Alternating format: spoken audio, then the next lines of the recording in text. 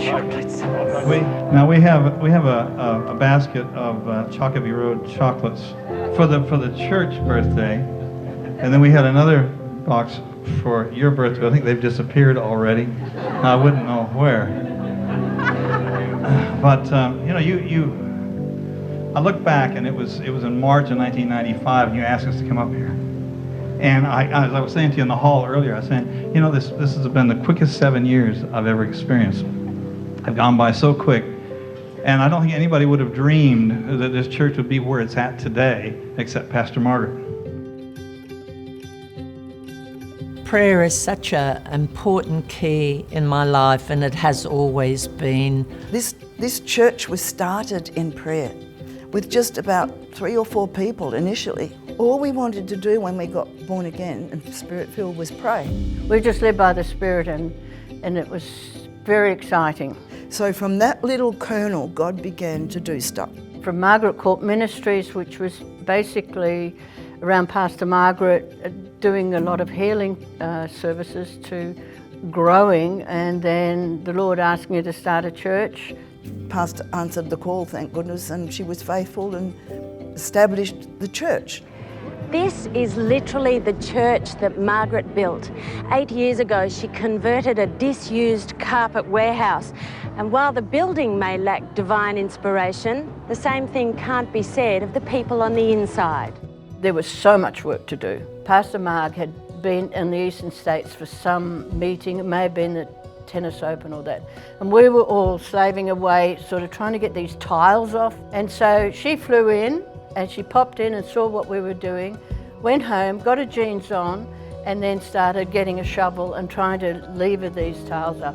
So, I mean, her actions speak. I mean, it was just wonderful. We all just did what we had to do. Not every church is a local church. Some churches have got more weight, more responsibility, and more authority. The fact that Pastor had such a platform of world champion and 64 Grand Slam titles, but what that platform gave her was recognition throughout the world. So as a church, our call is to the city, but it's also to the state, to the nation, and the nations of the world. He'd given me many areas to fulfill. Our International Bible Training Centre, our missions, we're in about 16 different nations. Our MCCO, our community service, that prayer tower there. I just see it as a part of the fulfilment of what God has called me to do, and to see God's fulfilment, that I think such an outpouring on our nation, that revival, this great Southland of the Holy Spirit. I feel this prayer tower is a part of all that. Hey, we are a prayerful church. This church is a house of prayer.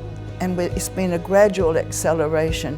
But then here in the church, you guys pray all the time. And I believe we're about to step into something new with our 24-hour prayer commencing now. And whenever I walk into the prayer tower, I get the sense of I'm walking into a promise that God promised Pastor Margaret all those years ago. We're not going to lack. We are not going to lack. And I think we'll probably have people coming through, young ones coming through, that are far better and can do far more than we've ever done. We've just got the show going. There would be nothing I would do to change where we've been, how we've done it. And I'm just looking forward to where we're going. We see dreams and prophetic words being fulfilled, and it's always exciting. But I really believe the best is yet to come. Not only for our own church, but for our city and nation.